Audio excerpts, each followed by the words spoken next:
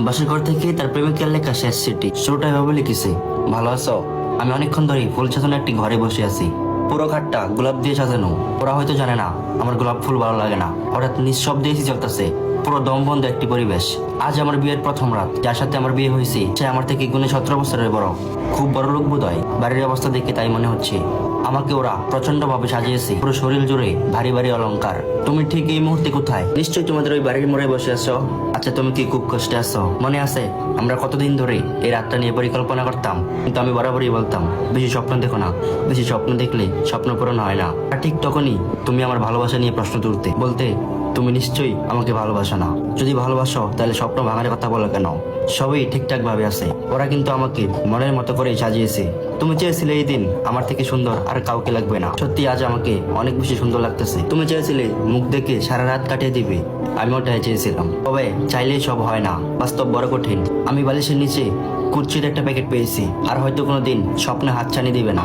তুমি কিন্তু একবারে ভেঙে পড়ো না, সবকিছু ঠিক হয়ে যাবে। তুমি একটা ফুটফুটে মেয়েকে বিয়ে করবে, তাকে নিয়ে সুখে থাকবে। আমার যতটা ভালোবাসতে তাকে কিন্তু আমার থেকে বেশি ভালোবাসতে হবে। আর বিয়ের দিন একদমই আমার কথা ভাববে না, তাকে নিয়ে জ্যোৎস্না দেখবে, রোজ ঘুরতে যাবে, ঘুম থেকে সকালে উঠবে। কালামগড়ির দায়িত্ব তো অনেকদিন আমি নিলাম, আর কত বলো? আর সবসময় চলে আসবে, আর আমি ঠিক করে দিব বলে এই আশায় বসে থেকো না। তুমি খুব ভালো দেখো, তোমার কপালে আমার থেকে ভালো একটা মায়া জুটবে। সে তোমায় খুব বেশি ভালোবাসবে, কারণ তুমি ভালো। আর হ্যাঁ, লাস্ট একটা কথা বলেছিলা, আমি তোমায় ভালোবাসি কিনা সেটা জানি না, কিন্তু তোমায় ছাড়া আমি বাঁচবো না। তোমায় একদিন না দেখলে, একদিন কথা না বললে ভালো লাগে না। একে যদি ভালোবাসা বলে, তাহলে আমি তোমায় খুব বেশি ভালোবাসি। তোমার সাথে বেশি রাগ করি কেন জানো? কারণ আমি রাগ করলে তোমার ভালোবাসা বেশি পাই, তাই এমনিতেই রাগ করি। একটু রাগ করলে তুমি কত কিছু করো, তাই প্রতিদিনই রাগ করি। তোমায় খুব ভালোবাসি, তাই তোমার সাথে রাগ করি। আর দেখি তুমি আমায় কতটা ভালোবাসো। ওই বয়সের ভালোবাসা পেতে ভাগ্য লাগে, আর আমার সেই ভাগ্য নাই। আমার চিন্তা করো না, নিজের খেয়াল রাখো, আর সব সময় সব কাজ ঠিক মতো করো।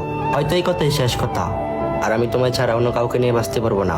এই জন্মে না পেলে পরের জন্মে আবার আমি তোমার জন্য অপেক্ষা করব। আমি যাচ্ছি, তুমি আসিও। এই বলে আমি মুখে বিষের বোতল নিলাম।